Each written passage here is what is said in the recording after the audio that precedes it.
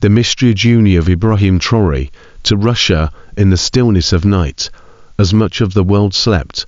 A quiet but powerful geopolitical moment unfolded. Ibrahim Traore, the young leader of Burkina Faso, boarded a Russian government plane bound for Moscow. This was no ordinary diplomatic trip, it was a highly secured, symbolic journey that has sparked global curiosity. Why the secrecy? Why the personal escort by Russian officials? And why does Traore, a relatively new leader, seem to carry such global weight? Since coming to power, Traore has faced 18 assassination attempts and multiple coup plots. Yet, he stood firm, becoming a symbol of national pride, resistance, and sovereignty. His midnight departure from Ouagadougou, under heavy security and in the company of the Russian ambassador, signaled more than a simple visit. It marked a deepening alliance between Burkina Faso and Russia. The aircraft used an elite Russian Il-96 raised further questions. Was it for protection? A response to accusations from US General Michael Langley, who claimed Traore was using national resources for personal security. The move may have been Russia's way of saying, he's not alone. When Traore landed in Moscow, he made a statement, not in a suit, but in full military uniform, sidearm visible. It was a display of sovereignty.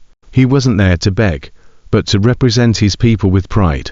During Russia's Victory Day events, Traore stood alongside global leaders like Xi Jinping, Nicolas Maduro, and Lula da Silva. In a sea of formal suits, he stood out not just in attire, but in presence. His crisp salute at the tomb of the unknown soldier captured global attention, symbolizing unity with Russia's wartime legacy and resistance to foreign domination. Putin's subtle gestures toward Traore didn't go unnoticed. Their interactions revealed mutual respect and shared vision. At a post-parade dinner, while others wore formal attire, Traore remained in uniform, an authentic soldier among diplomats.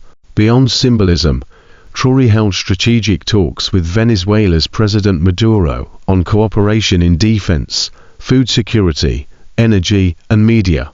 Maduro even called him the brave African lion, a title that resonated across social media.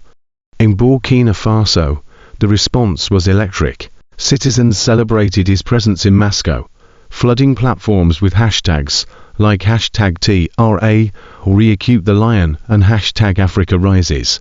Watch parties replayed the visit. For many Africans, Traore represents hope, leadership rooted in conviction, not compromise.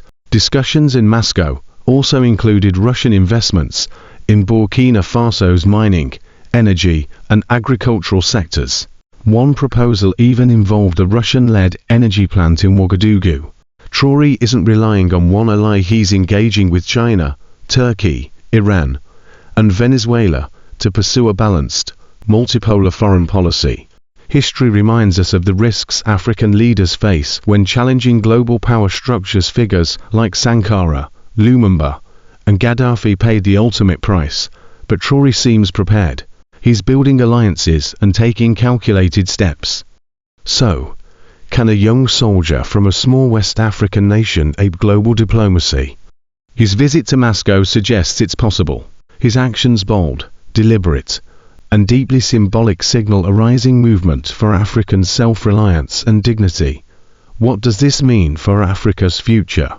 Is this the start of a new era, or a daring risk in an unpredictable world? We invite you to reflect, comment, like, and subscribe as we continue sharing stories that shape the future of Africa. Ibrahim Traore's journey is just beginning, but his message is clear. Africa is standing tall.